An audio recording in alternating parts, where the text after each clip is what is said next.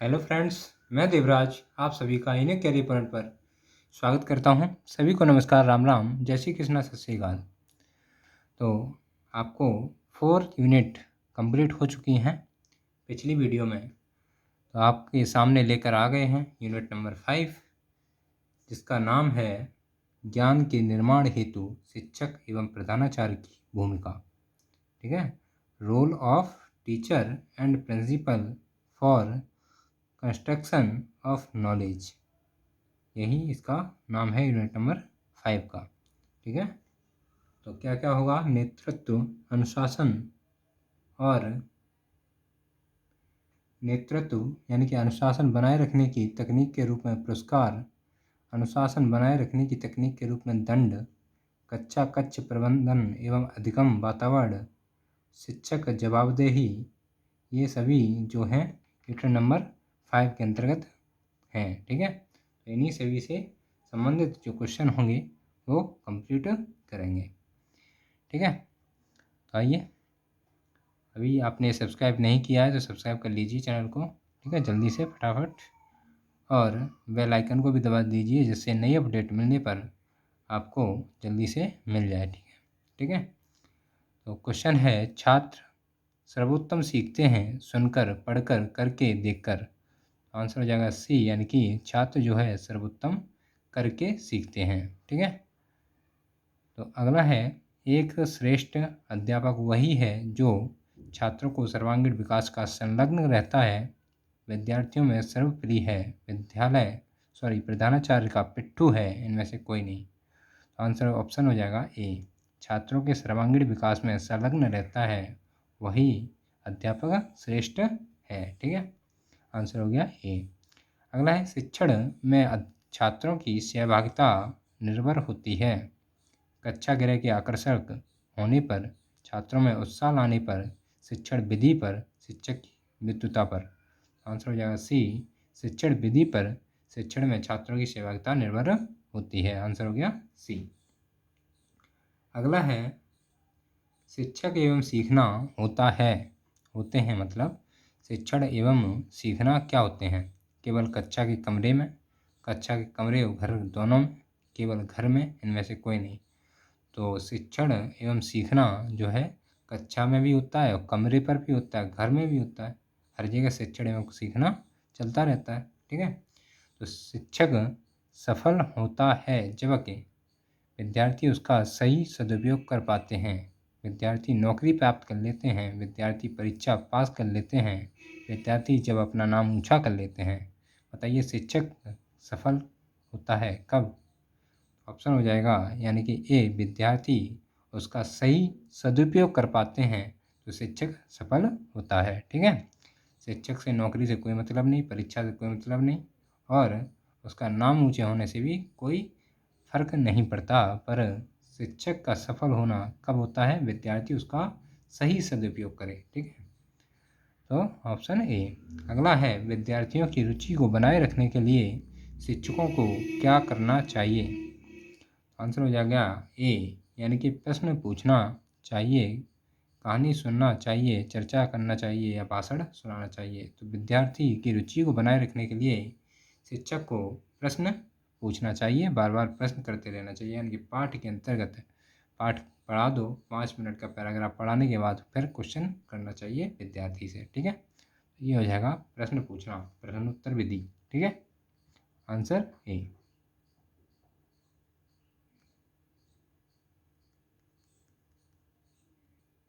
अगला है शिक्षण, क्वेश्चन नंबर 7 है, शिक्षण एक प्रक्रिया की भांति सम्मिलित करता है केवल विद्यार्थी एवं शिक्षक, विद्यार्थी शिक्षक एवं माता, इनमें से कोई नहीं। आंसर हो जाएगा बी, यानी कि विद्यार्थी एवं शिक्षक जो शिक्षण एक प्रक्रिया की भांति सम्मिलित करता है। क्वेश्चन नंबर 8 है, आपकी राय में शिक्षण को कैसी प्रक्रिया मानना चाहिए? अध्यापक केंद्रित, समुदाय केंद्रित, छात्र केंद्रित या संरक्षक केंद्रित? आंसर हो जाएगा सी, यानी कि छात्र केंद्रित शिक्षण को प्रक्रिया मानना चाहिए। ठीक है, हमारी राय में, यानी कि आपकी राय में जो है छात्र केंद्रित होना चाहिए, तभी शिक्षण जो है वो पूर्ण होगा। ठीक है, शिक्षण कैसा होना चाहिए? छात्र केंद्रित होना चाहिए, सीधी बात यह है। ठीक है, अगला है क्वेश्चन नंबर 9, निम्नलिखित किस शिक्षण विधि को आप अच्छा मानते हैं? व्याख्यान, प्रश्नोत्तर, नोट्स लिखना, इनमें से कोई नहीं। तो जो शिक्षण विधि होती है वो प्रश्नोत्तर शिक्षण विधि जो है वो सबसे उत्तम है, या कोई भी हो वो आप अच्छा मानते हैं किसको? प्रश्नोत्तर विधि को। ठीक है। अगला है, निम्नलिखित में से कौन सी शिक्षण विधि आपकी राय में सर्वश्रेष्ठ है? देखिए, आप दूसरा कुछ करेंगे तो आपकी राय में तो कुछ और हो सकता है, और आपको आंसर वही देना है जो सही है। ठीक है। अगर आप दूसरा दे देंगे तो गलत हो जाएगा। यहाँ पर अभी देखो क्वेश्चन में मजा आएगा। नोट्स देना, व्याख्या देना, व्याख्या एवं नोट्स का सम्मिलित रूप, सामूहिक पर चर्चा, इसमें सारी चीज़ें आपके ऊपर ही पूछी जाएंगी। ठीक है। जो है तो बताइए, आंसर हो जाएगा सी, यानी कि व्याख्या एवं नोट्स का सम्मिलित रूप जो है शिक्षण विधि आपकी राय में सर्वश्रेष्ठ होगी। ठीक है, आंसर सी। इसमें दिया हुआ है, बीएड समाप्त करने के बाद आप क्या पसंद करेंगे? बताइए। घर के पास के विद्यालय में पढ़ाएंगे, सरकारी नौकरी प्राप्त करेंगे, कहीं भी शिक्षण कार्य करेंगे, व्यवसाय करेंगे। तो हमें पता है कि आपका जो उद्देश्य है वो सरकारी नौकरी प्राप्त करना है। ठीक है। पर क्या करेंगे, इसमें ऑप्शन जो है वो सी लगाएंगे, कहीं भी शिक्षण कार्य करेंगे। घर के पास के विद्यालय में पढ़ाएंगे या फिर कहीं भी पढ़ाएं, मतलब कहीं भी शिक्षण कार्य करेंगे। ठीक है। तो आंसर हो जाएगा सी। ठीक है। आपका मन हो रहा हो कि व्यवसाय कर लें, ठीक है, पर पापा ने ज़बरदस्ती बीएड करवा रहे हैं तो कर रहे हैं आप। ठीक है। पर क्या है, यहाँ पर जो है ऑप्शन आपको अगर पास करना है वो सी हो जाएगा, कहीं भी शिक्षण कार्य करेंगे। ठीक है, आंसर सी।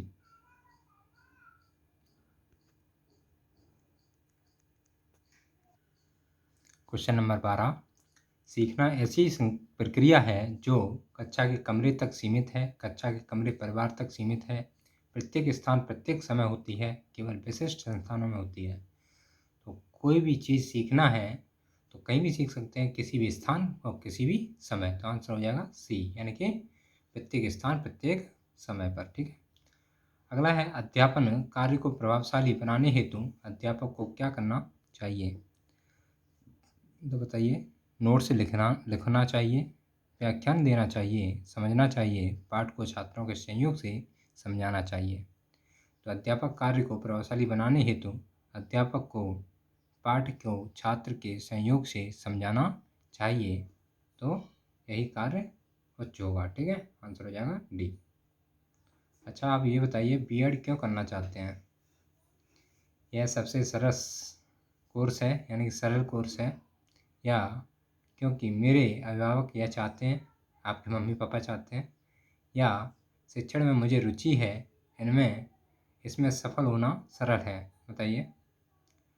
तो आपका मोटिव कुछ भी हो सकता है, या फिर तो आपके मम्मी पापा ने फोर्स करके आपके बीएड का फॉर्म भरवाया हो, या यह कोर्स सरल हो, आपको लगता हो। ठीक है। पर यहाँ पर जो आंसर हो जाएगा वो है, शिक्षण में मुझे रुचि है। ठीक है। इसके अलावा अगर आप कोई अलग जवाब देते हैं तो इसके आप खुद जिम्मेदार होंगे। ठीक है, मेरे ऊपर दोष नहीं देना। ठीक है, आंसर हो जाएगा सी। ठीक है। अगला है, किसी भी राष्ट्र की सामाजिक उन्नति निर्भर करती है अच्छी शैक्षिक व्यवस्था पर, अच्छे नेताओं पर, स्त्रियों की उन्नति पर, इनमें से कोई नहीं। तो राष्ट्र की सामाजिक उन्नति जो है किस पर निर्भर करती है? अरे, अच्छे नेताओं पर तो बिल्कुल नहीं करती। अच्छे नेता तो कभी अच्छे हो ही नहीं सकते, नेता तो चोर होते हैं, नंबर 1 के चोर। ठीक है। दिखता सब कुछ है पर वो देते किसी को नहीं, और देखने भी किसी को नहीं देते, पट्टी बांधे रहते हैं सारा समाज। तो है, नेता जो हैं बेकार होते हैं। तो यहाँ पर आंसर हो जाएगा क्या? बताइए। ए हो जाएगा, अच्छी से अच्छी व्यवस्था जो है राष्ट्र की सामाजिक उन्नति निर्भर करती है किस पर? अच्छी शैक्षिक व्यवस्था पर। ठीक है।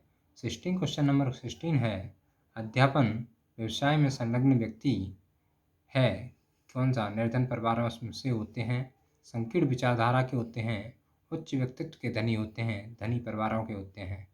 तो आंसर हो जाएगा सी, उच्च व्यक्तित्व के धनी होते हैं वो अध्यापन व्यवसाय में संलग्न व्यक्ति होते हैं। अगला है, 19वीं शताब्दी 1982 ईस्वी तक में कौन सी शिक्षण प्रणाली थी?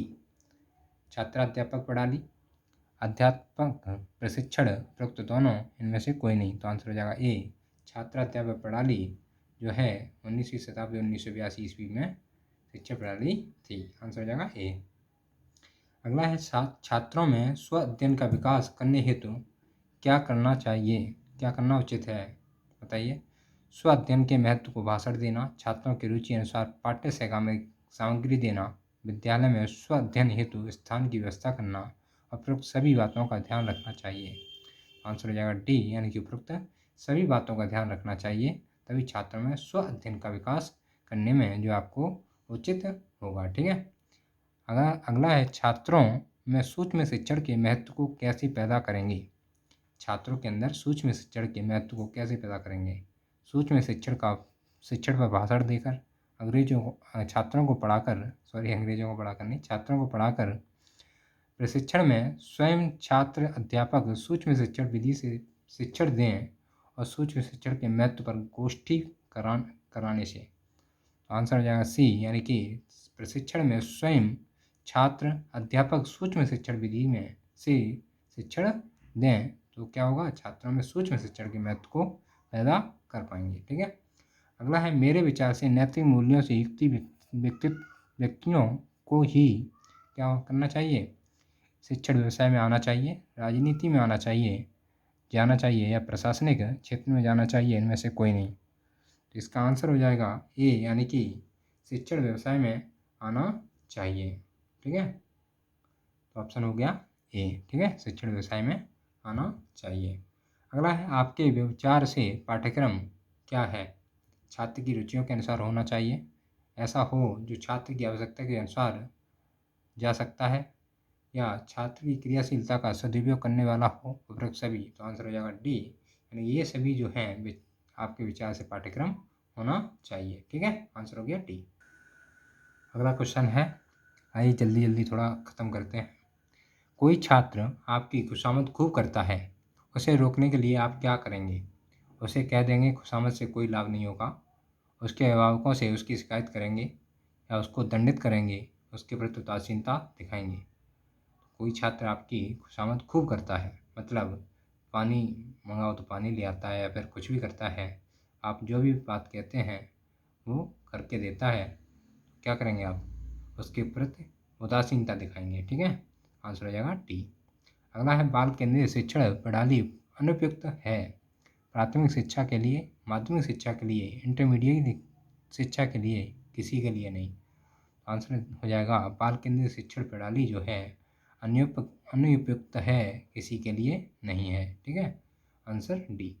अगला है शिक्षक केंद्रित प्रणाली उचित है प्राथमिक विद्यालय के लिए, केजी के लिए, माध्यमिक विद्यालय के लिए, उपरोक्त सभी के लिए।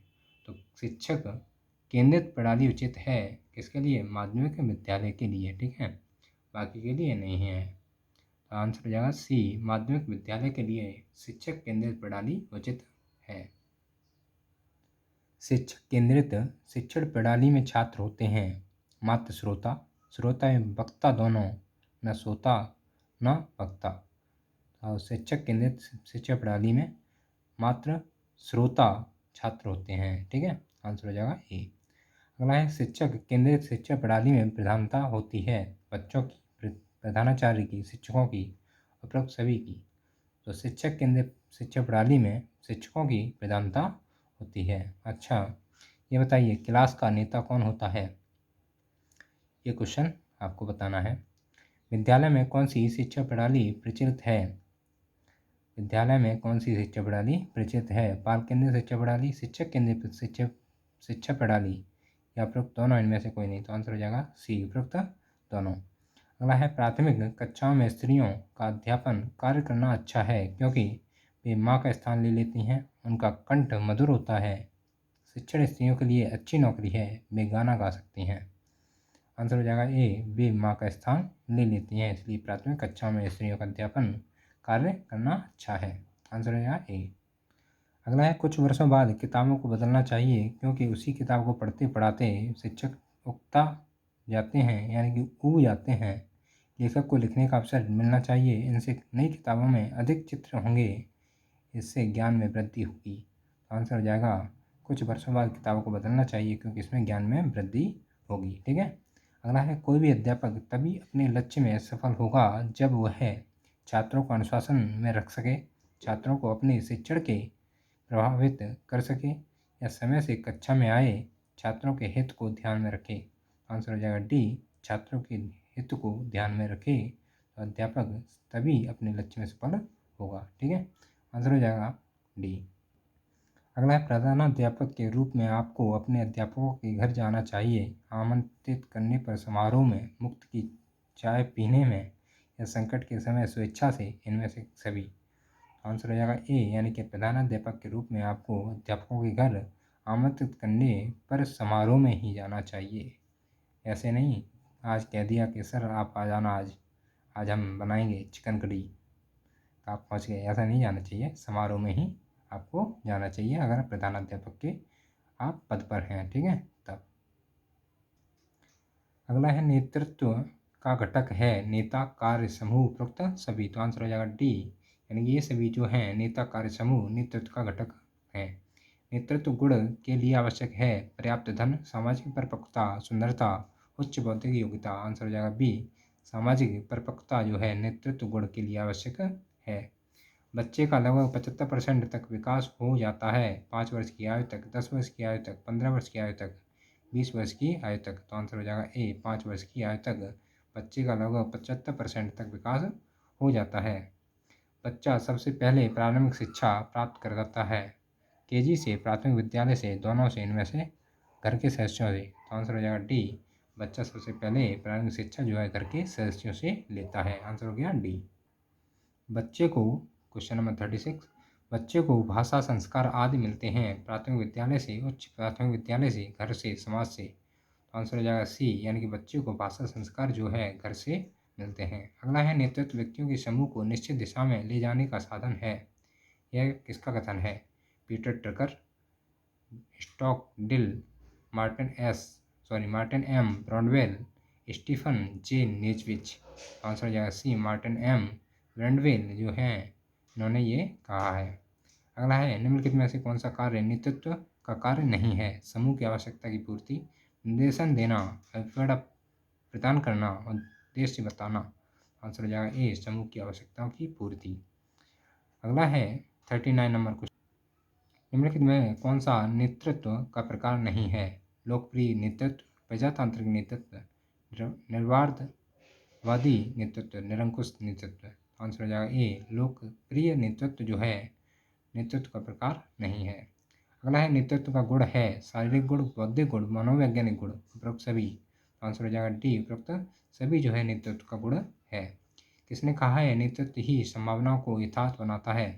Peter Drucker, Stogdill, Keith Davis, Robert Albanese. तो आंसर हो जाएगा सी, कीथ डेविस ने कहा है कि नेतृत्व की संभावना को यथार्थ बनाता है। ठीक है। अगला है, किस विद्वान ने नेतृत्व को एक व्यवहारिक कौशल के रूप में परिभाषित किया है? Stogdill, Bernard, Keith Davis, Peter Drucker. Answer हो जाएगा सी, कीथ डेविस ने कहा है कि विद्वान ने कहा है नेतृत्व को एक व्यवहारिक कौशल के रूप में परिभाषित किया है। क्वेश्चन नंबर 43 है, नेतृत्व का सबसे प्राचीन सिद्धांत है परंपरावादी सिद्धांत, करिश्माई सिद्धांत, उपरोक्त दोनों, इनमें से कोई नहीं। आंसर हो जाएगा बी, करिश्माई सिद्धांत जो है नेतृत्व का सबसे प्राचीन सिद्धांत है।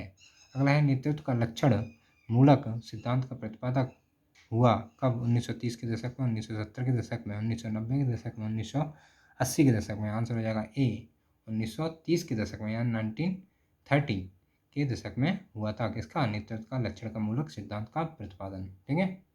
आंसर हो गया ए। अगला है, नेतृत्व को किस प्रकार परिभाषित किया जा सकता है? व्यक्तिगत गुण, व्यवहारिक कौशल, प्रभावित करने की कला, उपरोक्त सभी। तो आंसर हो जाएगा डी, यानी नेतृत्व को व्यक्तिगत गुण, व्यवहारिक कौशल और प्रभावित करने की कला के द्वारा परिभाषित किया जा सकता है। अगला है, निम्नलिखित में से कौन सा नेतृत्व का बौद्धिक गुण नहीं है? उत्तम स्वास्थ्य, निर्णय लेने की क्षमता, मानसिक क्षमता, वैज्ञानिक दृष्टिकोण। आंसर हो जाएगा ए, यानी कि उत्तम स्वास्थ्य जो है नेतृत्व का बौद्धिक गुण नहीं है। ठीक है। अगला है, स्वभाव के अनुसार नेतृत्व के कितने प्रकार हैं? 5, 2, 7, 3। तो स्वभाव के अनुसार नेतृत्व के 2 प्रकार हैं। ठीक है। वो आपको शॉर्ट वीडियो में मिल जाएगा। ठीक है। अगला है, किम्बल यंग ने नेतृत्व को कितने वर्गों में विभाजित किया? 7, 5, 3, 2। आंसर हो जाएगा बी, यानी कि 5 भागों में विभाजित किया। क्वेश्चन नंबर 49, नेतृत्व के मुख्य मॉडल कौन कौन से हैं?